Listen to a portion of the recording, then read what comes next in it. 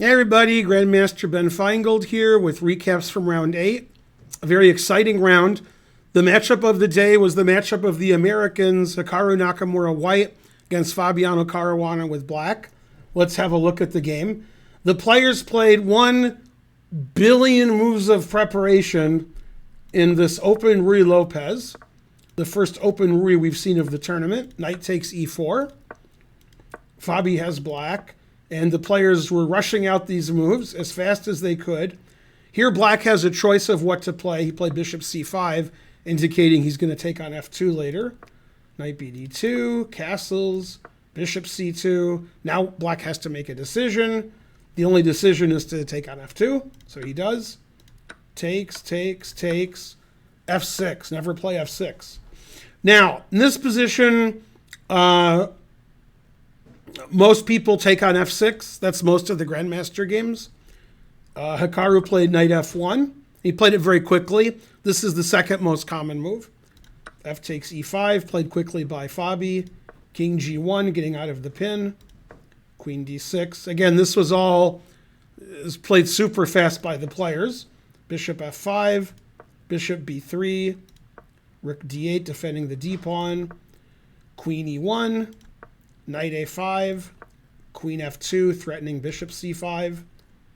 Knight b7, unusual move. Not only stopping bishop c5, but preparing to play c5 himself with a nice looking pawn structure. Okay, so at this point, neither player had taken more than 5 minutes yet. So they were still in their preparation. And rook e1 was played, c5, the point of knight b7, knight g3, and Hikaru played knight g3 pretty quickly. So I think he was still in his preparation. Again, Naka on move 21 still hasn't taken 5 minutes yet. Now, knight g3 is not the number one engine move, so I think this was the end of Fabi's preparation. I think Fabi may have known another move. I'm not sure which one, but he thought a long time here. So this is the end of Fabi's preparation. And it's not the end of Naka's preparation. He prepared this position. I don't know if he prepared it last night or this morning or years ago, but this is his preparation for the open Rui, for the Dilworth attack with sacking on f2. Very interesting position, even though the engine says it's about equal. We have a rook and 2 pawns for 2 pieces, and it seems like a decisive result is more likely than a draw, even though the engine says the position is equal. Okay, bishop d3, that's a fine move. Naka quickly played queen d2, and now Fabi thought again and made his first real mistake of the game. The engine says after e4, the position is about equal. E4, knight h4, this is the engine line. G6, stopping knife f5s, knifes f5. And the engine says this is about equal, but obviously this is a mess. So either side could win. Instead of playing e4, Fabi played c4. The engine doesn't like that move as much. Looks reasonable to me. Bishop d1, rook d7. He wants to double up on the bubble up. Bishop f2, unleashing the latent potential of the rook and the knight on the e-pawn. Rook to f7. And now Hikaru played an excellent move, and he played it pretty quickly. And you can see by the times on the clock, if you can see them, Hikaru has over an hour and a half on the clock, and Fabi has 48 minutes. So Fabi's been out of prep for a long time. And I think that Naka's only about 2 moves out of prep, but also he knows the ideas of the position better than Fabi did. And in this position, white played the excellent move, knight h1. That defends the bishop on g3, gives the bishop another square. The knight can go to f2. And now if he plays e4, we can move our knight. Heretofore, the knight was pinned because there's a double attack on the bishop on f2. So knight h1 actually threatens to take the e-pawn now. Therefore, e4, knight d4, we can see the bishop is defended. And even though black has a lot of pawns, they're stopped. The pawns can't move any further. Okay, queen g6, and then he put it in h4, and in this position, I want to say Fabi made the losing move. although the game is far, far, far from over. So obviously both players can still win or draw. The position's completely crazy. Here, black should play h5, put it in h, as all engines would do, h4, h5, stopping white from gaining space on the king's side. Fabi didn't do that. He played knight c5. After h5, the engine thinks white's winning now. White has the g3 square, the g4 square. I mean, white's pieces are just fantastic. The bishop is sort of trapped on d3, and black can't really go forward in a meaningful way. Queen d6, the bishop goes to g4, and white's just dominating now. The knight and bishop controlling all the squares. Bishop g3 is coming. Winter is coming. h6 was played. Queen e3. Queen f4. Trading queens. Now, the engine, in its wisdom, says bishop f5 is the best move, a move nobody would ever play ever.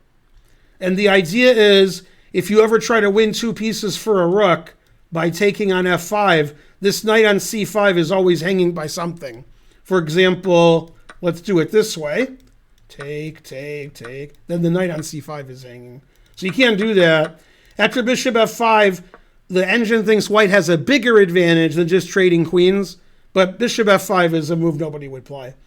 Okay, he just trades queens. His bishop is attacked now on g4. Knight e6, attacking everything. Very nice move. Attacking three pieces at once, confusing the audience. The engine says you must take it, and he did. Bishop takes check, and bishop takes d5, and white's won a pawn. This pawn is stopped. The bishop can't move anywhere of note. I mean, basically, white has two pieces for a rook. So this should be winning for white. Rook f5, trying to get a pawn back. Rook takes. Bishop d4. Unfortunately, this pawn is pretty weak, and the bishops are really strong for white. Knight f2. b4. I really like the move b4, because he wants to play a4 and mess these pawns up. That's a really nice move, b4. a4. And we get this critical position after bishop e3, rook f5, rook a1. Fabi played the very interesting move, h3. And this is the key position of the game, because even though black has been losing for a long time, it's the kind of losing where you don't necessarily lose. It's too complicated. It's engine losing. It's not people losing. And this is an excellent example of why engines are so strong, but occasionally humans are too. And Hikaru was up to the test. You want to pause the video in this position if you haven't seen the game already. If you have seen the game, maybe you still don't know the answer, you don't remember. White has one move in this position that wins. It's not very obvious. It's actually difficult to explain, but I'll explain it anyway. I won't explain it well, but... All right, so pause the video and try to find the winning move for white. And we're back. Okay, so the point of h3 is to garner up the f3 square. We want you to take, we'd like you to take, rook f3, then if the bishop moves, I don't know, here, then e3, and black is winning. The e pawn is coming to fruition over here. We're coming home. Okay, black's winning in this position. So we're trying to play rook f3 so we can, get our pawn going. The best move after rook f3 is rook e3. Now rook g3 check forces the king away from the knight, because I said so. The king has to go to h2 or h1. Now we can take on e3 because the king's not defending the knight. And black is up a pawn. Black has good winning chances. Maybe white can draw, maybe. But white's not playing for a win anymore. Okay, so g takes h3 is just, frankly, just terrible. If you thought that was the winning move, maybe winning for black. The other obvious move is knight takes h3. Because, why not take a pawn? And unfortunately, after rook f1, rook f1, king h2. Once again, we attack that bishop, and our e-pawn's going to start moving. And the engine here says that it's a draw, but I think white's fighting for a draw. Because if you attack my rook, I'm going to attack your bishop, and I'm going to get e3 in and bishop e4. My passed pawn's pretty strong. There's no reason to think that white would win this position. The engine says it's equal. I'd rather have black. Now, all the problems in this position are the knight on f2. We're playing rook takes bishop, taking on f2. We're playing rook here when the knight's forced to move.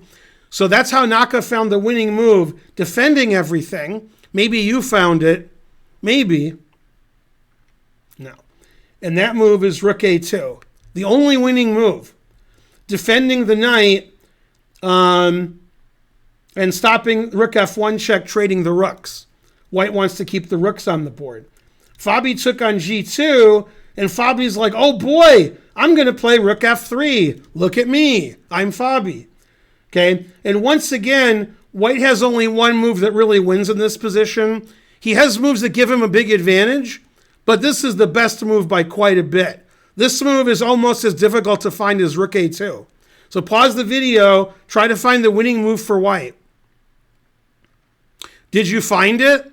The answer is fries. Bishop to d1, stopping rook f3. So he's defended his knight, he stopped rook f3. Finally, he can start taking these pawns.